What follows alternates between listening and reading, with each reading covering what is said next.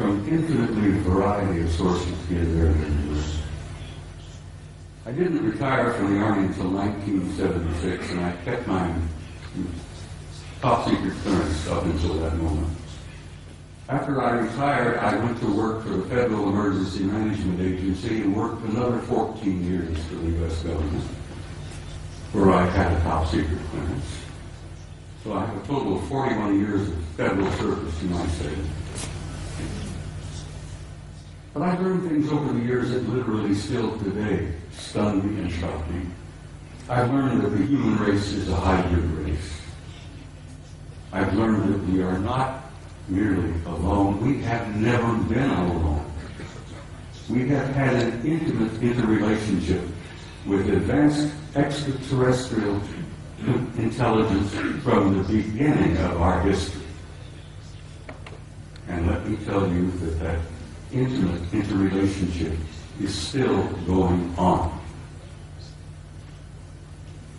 This one race in particular apparently re-engineered us as a species about 200,000 years ago. What we are here today is what we call Homo sapiens sapiens. You're an engineered creature. Your genetics has been manipulated. You're not the same that you were, and you are not the same of what your children and grandchildren and great-grandchildren will be in the next 100 years. The human race is going through a transition. And it's more than a transition. It's what I've learned to be a transcendent transformation into a new race, into a new future. And your descendants will be as different from what you are here today as what you are from old Australopithecus 500,000 years ago.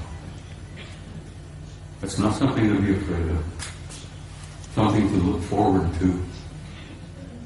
You're growing, you're developing, you're becoming a new race, you're becoming a new species. Your grandchildren, your great-grandchildren, and your descendants on in the next century or two have destiny in the stars. Don't you doubt that for a minute. This species, this race, this troublesome bunch of monkeys has a destiny in the stars. And we are a part of this infinite universe filled with intelligent life. And we have been from the beginning, but we're only now beginning to wake up and see it. Only now are we beginning to open our eyes and listen with our ears and look out there and say, all right, where have I been? What am I now? Where am I going? As I said, your destiny is in the stars. Your generations to come, your descendants, your grandchildren, great-grandchildren, will go out there and they will claim their rightful place. In a universe filled with intelligent life. Your place out there belongs to you. You have a right to that, and you will claim it. There is so much to talk about. I've got some slides I have to share. Would you gentlemen please put the first picture up on the screen? I'm being assisted by some very wonderful people back behind the scene. I like to start with a shot like this. Pictures of this nature are sort of inspiring. It gives you a glimpse of the community that you are a part of. A little glimpse of the stars out there, the nebulae. That's where you're from, and that's where you're going home again to. That's where you belong. Next picture, please. I love these. They're so beautiful. I have some of these on my wall at home. But they inspire me. I look at them and I have a sense of recognition that I've been there before. And I know that I'm going back.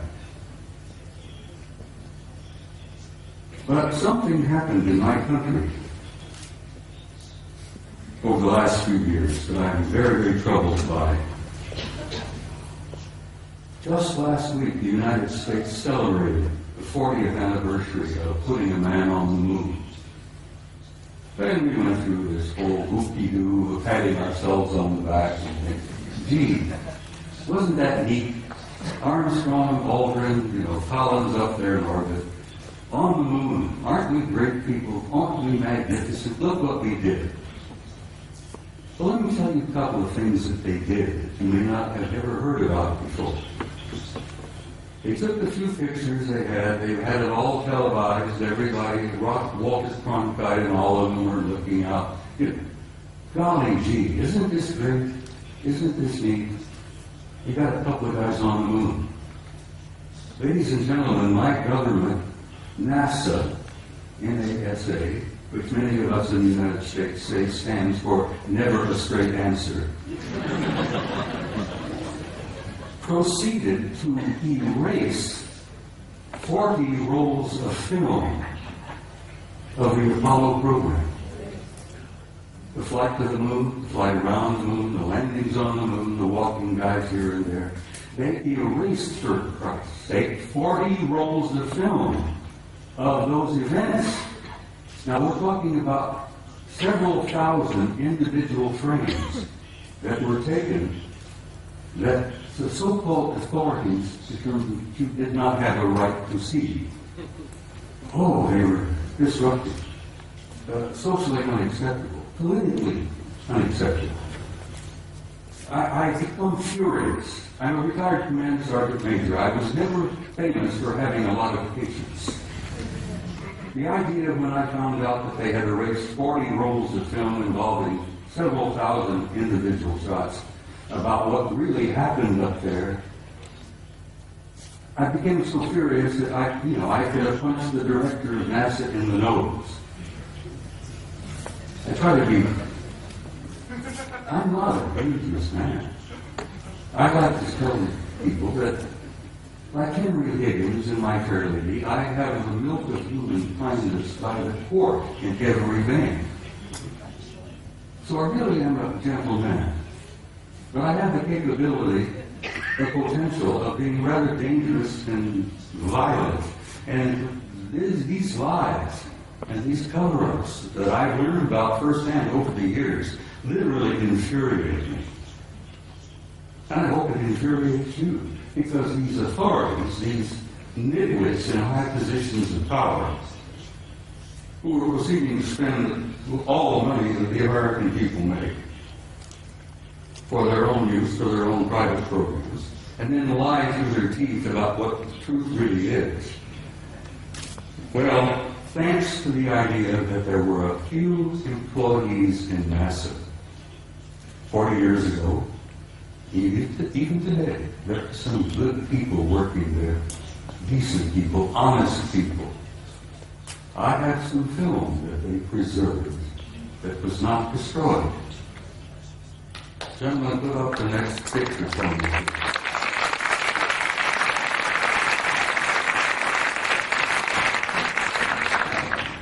This is a NASA photo. This is Apollo 12. Apollo Systems 12, roll number 50, negative number 7348. They were flying over the moon before they landed. They were